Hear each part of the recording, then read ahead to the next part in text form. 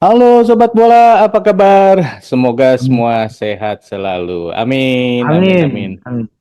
Indonesia akan menghadapi laga terakhir di Piala Asia U23 dan Betul, memperebutkan tiket ke Olimpiade 2024 nanti. Bro betul. Ipung, ini Indonesia kan akan kehilangan satu pemain ya. Ini gimana nih kira-kira? Iya, mungkin sebelum kita bahas mengenai kehilangan pemain, yang paling diutamakan dalam pertandingan melawan Irak adalah bagaimana Indonesia bisa mengembalikan performa mentalitas. Itu yang paling Oke. utama. Mhm. Karena kebetulan sekali begitu laga melawan Uzbekistan akan dimulai, itu kan ekspektasi yang begitu besar dari Ya. seluruh warga negara Indonesia, apalagi pemain. Dan mereka pun juga punya kepercayaan diri yang cukup tinggi saat itu. Mhm. Karena dari berbagai pertandingan-pertandingan di awal, mereka kan menunjukkan grafik yang selalu menanjak ya. Mhm. Nah, sayangnya ketika menghadapi Uzbekistan, di mana saat itu adalah fase yang paling penting, karena di situ ada dua hal yang bisa kita raih ya. Yang pertama adalah kita bisa secara otomatis tampil di Olimpiade. Kemudian yang kedua, kita punya harapan untuk jadi juara Asia. Ya. Itu adalah dua hal yang menjadi bonus lah katakanlah kalau Indonesia bisa mengalahkan Uzbekistan. Cuma Mhm. sayangnya hal yang demikian yang diharapkan itu tidak terjadi. Kita kalah bahkan dengan gaya permainan yang sepertinya kontradiksi dari gaya permainan yang Indonesia pernah perlihatkan di fase grup maupun di perempat final. Ini kan artinya ini menjadi apa ya? Ada semacam kebingungan sendiri buat kita juga, katakanlah penikmat sepak bola. Kemana Indonesia yang kemarin gitu loh? Ya. Yang Mhm. ketika begitu perkasa mengalahkan Yordania, Australia, Korea Selatan, ini seperti hilang ketika melawan Uzbekistan. Tentu ini juga kan menimbulkan sebuah kecemasan sendiri, kekhawatiran sendiri. Mhm. Apakah kalau misalkan ya, kalau saja ya Indonesia kalah dari Uzbekistan, tapi Indonesia bisa memberikan perlawanan, itu mungkin berbeda. Ya. Mentalitasnya berbeda. Tapi ini kan Indonesia kalah melawan Uzbekistan dengan boleh dibilang dalam tanda kutip tanpa perlawanan gitu loh. Ya, itu kita harus objektif kita akui seperti itu. Bahwa Mhm. ini ada kesalahan-kesalahan penerapan mungkin kesiapan yang saya sih melihat pada kesiapan. Tapi kalau kemudian banyak sekali pernyataan-pernyataan dari para penikmat bola yang menyatakan bahwa Indonesia kalah segalanya, saya nggak yakin dan saya tidak setuju dengan statement seperti itu. Mhm. Karena gini, kita memang kalau melihat pada jalannya pertandingan, memang Indonesia terlihat tanpa perlawanan dan artinya kita kalah segalanya. Tapi kenapa itu bisa terjadi? Itu karena Indonesia berada di bawah tekanan. Mhm. Selalu tekanan ini dan inisiatif serangan selalu dipegang oleh Uzbekistan, ya Mhm. kan? Kemudian karena tekanan itu yang begitu intens selama 90 menit, sehingga potensi-potensi yang dimiliki oleh pemain-pemain Indonesia tidak keluar, gitu loh. Hmm. Jadi terlihat Indonesia kalah segalanya. Nah, Hmm. makanya dengan hasil yang kemarin seperti itu, tentu yang paling penting dari coachnya STY dan punggawa-punggawa lainnya, bagaimana meningkatkan dan mengembalikan atmosfer positif di timnas kita, terutama masalah mentalitas tadi dan kepercayaan diri. Itu, Bro. Hmm. Heeh. Jadi memang ini masalahnya bukan karena kualitas kita beda kelas lah disebutnya kan dengan Uzbekistan, Ya, tetapi memang karena kemampuan timnas Indonesianya sendiri yang tidak bisa keluar karena ditekan terus ya. betul. Betul.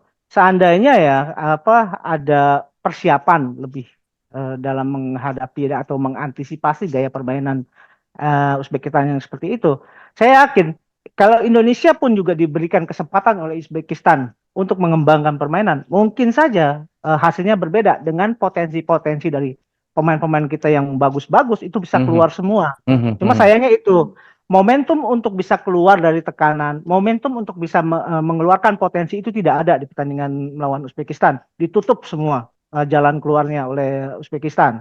Nah, Mhm. khusus untuk mengenai tadi menyambung pertanyaan dari Bu Eri mengenai ketidakhadiran Rizky Rizky Ridho. Ridho, ini juga kan menimbulkan masalah ya. Kalau di pertandingan melawan Uzbekistan, memang itu sangat terasa ketika kita harus kehilangan Rafael Struijk. Mhm. Nah, di sini dalam hal ini memang Ramadan Sananta ternyata belum bisa menampilkan penampilan seperti yang diperlihatkan oleh Rafael Struijk gitu loh. Nah, khusus untuk pertandingan ini kita melihat bahwa Rizky Ridho juga kan perannya begitu besar ya di lini belakang Indonesia, dan Bah. ini juga kan sepertinya memberi kenyamanan juga buat rekan-rekan yang ada di sampingnya. Rizky Ridho di tengah, kemudian di kiri Justin Hubner, dan di kanan Ferrari. Ini juga kan bisa dalam satu komando bisa dilakukan oleh Rizky Ridho untuk bisa menahan gempuran. Cuma Mhm. memang kalau kita lihat kenapa Rizky Ridho juga bermain seperti di melawan Uzbekistan, itu juga kan bagian dari tekanan yang tidak bisa keluar tadi, Hmm. sehingga ada hal-hal yang membuat dia mendapatkan kartu merah gitu loh. Mhm. Itu kita harus harus ini ya, harus akui secara jujur. Nah, kalau dia Rizky Ridho tidak bisa tampil, kemungkinan saya sih melihat bahwa untuk posisi pengganti, kemungkinan yang akan menggantikan adalah Justin Hubner. Sementara Justin Hubner yang biasanya menduduki posisi sebagai bek kiri, itu akan ditempati oleh Komang Putra. Komang Hmm. Teguh, sorry. Komang Teguh. Kemudian yang di kanan tetap oleh Ferrari. Nah, sebetulnya kalau saya melihat bahwa perbedaan level antara ketidakhadiran Rafael Struijk dengan ketidakhadiran Rizky Ridho, Ridi itu. saya melihat bahwa ketidakhadiran Rizky Ridho itu kemungkinan masih bisa memberikan rasa kenyamanan sendiri. Karena Hmm. dia bisa digantikan oleh Justin Hubner yang mungkin levelnya tidak berbeda jauh. Hmm. Mungkin hanya masalah pengalaman. Rizky Ridho lebih lebih bagus, lebih punya pengalaman menghadapi tekanan. Nah, kita harapkan bahwa Justin Hubner juga bisa menggantikan Rizky Ridho. Ini berbeda sekali ya dengan ketika Ramadan Sananta diplot untuk menggantikan Rafael Struijk. Memang perbedaannya terlalu jomplang. Nah, Hmm. kemudian dengan penerapan yang SDI kan biasa menerapkan dalam beberapa pertandingan selalu dengan skema 3-4-3.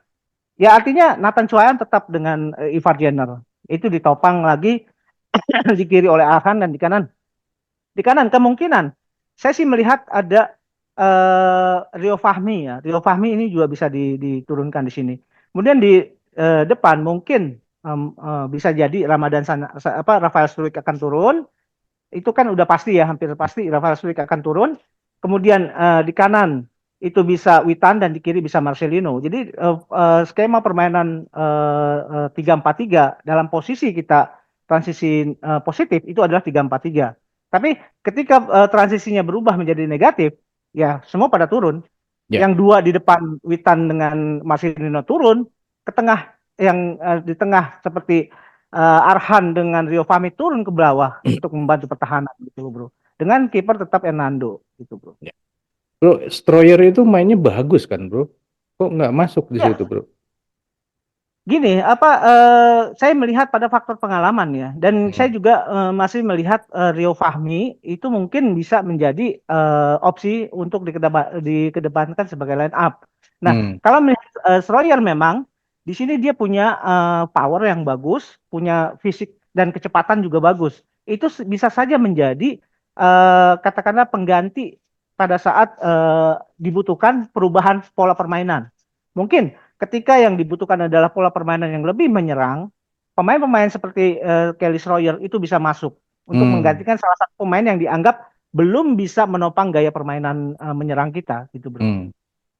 Bro, ini kan kita lawannya Irak nih. Ya, Kemarin sempat disebut bahwa Irak adalah tim terlemah di 4 semifinalis. Nih bener nih, gimana? kalau analisa saya seperti itu ya. Karena gini, sebetulnya saya melihat tidak ada yang terlalu istimewa dari permainan Irak. Justru yang istimewa adalah bagaimana Irak bisa secara cerdik bermain untuk dalam tanda kutip agak-agak tricky gitu loh. Hmm. Makanya dari pertandingan-pertandingan yang dilakukan oleh Irak, Irak itu mendapatkan 3 hadiah penalti dari lawan-lawannya. Dan ini yang harus diwaspadai. Padahal kalau kita melihat bagaimana proses terjadinya penalti tersebut, Mhm. itu bukan sesuatu yang apa ya, yang keras atau bagaimana, tapi bagaimana mereka bisa berakting seolah-olah ini eh, ini suatu pelanggaran yang harus dihadiahi oleh penalti, begitu. Artinya ini yang harus diwaspadai oleh timnas kita. Jangan sampai terjadi pelanggaran-pelanggaran yang mereka bisa manfaatkan dengan cara-cara yang tricky tadi. Dan ini Hmm. bukan bukan sesuatu yang apa yang baru ya, bahwa memang dari kawasan Asia Barat ini seringkali menggunakan trik-trik yang seperti itu. Bagaimana kita lihat Qatar di pertandingan pertama melawan Indonesia pun seperti itu, memanfaatkan ini ya faktor-faktor untuk mengelabui, memprovokasi wasit, gitu bro. Apakah VAR, aduh, ini Pak wasit VAR-nya itu lagi. Apakah VAR bisa membantu atau gimana ya? Kayaknya pengalaman kita dengan wasit Hmm. VAR yang ini malah kita dirugikan terus ya.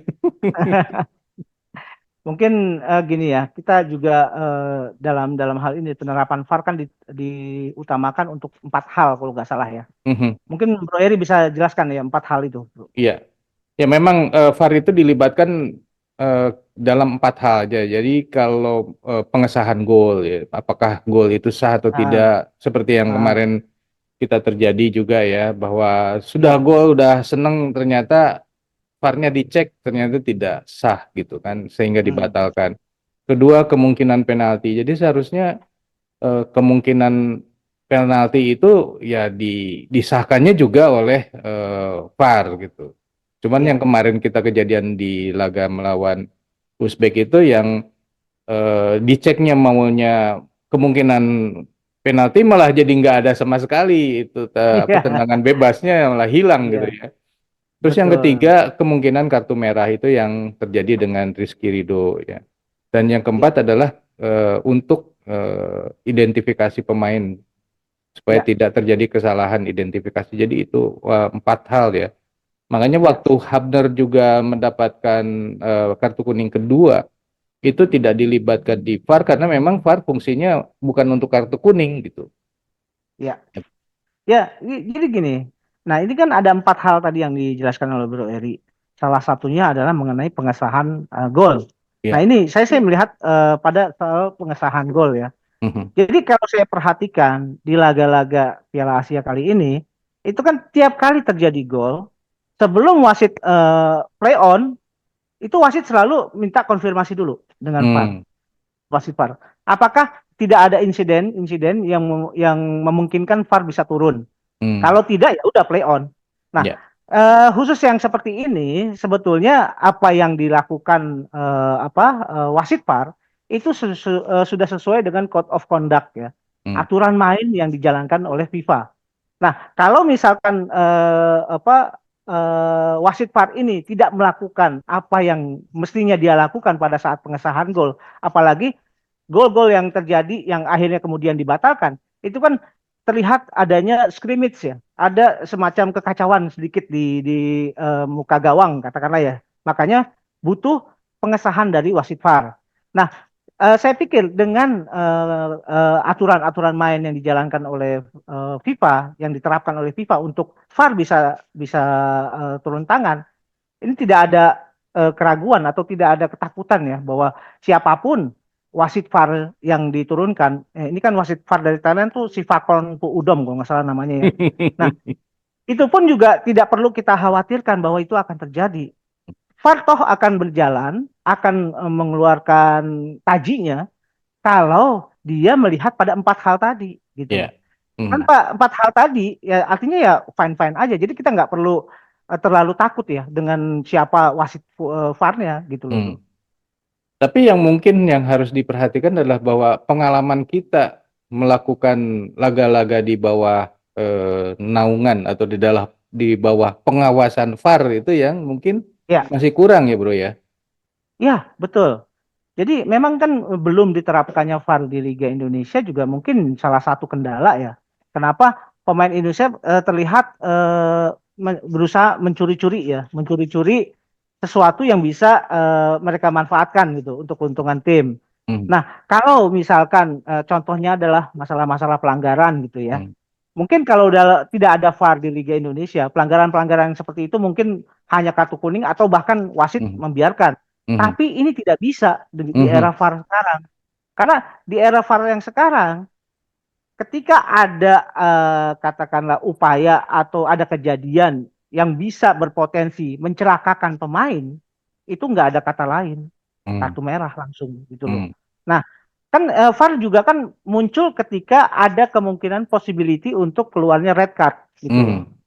Nah, itu yang juga harus dicermati oleh pemain-pemain kita, bahwa pemain kita juga jangan sembrono melakukan ini ya gerakan-gerakan yang memungkinkan terjadinya pelanggaran gitu loh. Hmm. Hmm. Ini yang harus diwaspadai. Jadi kalau Bro Eri bilang bahwa pengalaman kita bermain dengan sistem VAR itu memang belum belum mumpuni katakanlah ya. Saya sih Hmm. setuju ya bahwa itu memang menjadi kendala sendiri ketika Indonesia bermain di event yang sudah menerapkan VAR. Karena kebiasaan-kebiasaan di Liga Indonesia yang mungkin luput dari pengawasan VAR ini tidak bisa lagi ketika di event-event seperti ini gitu loh bro. Hmm. Ya memang harus ada trik-triknya juga nih ya menghadapi VAR.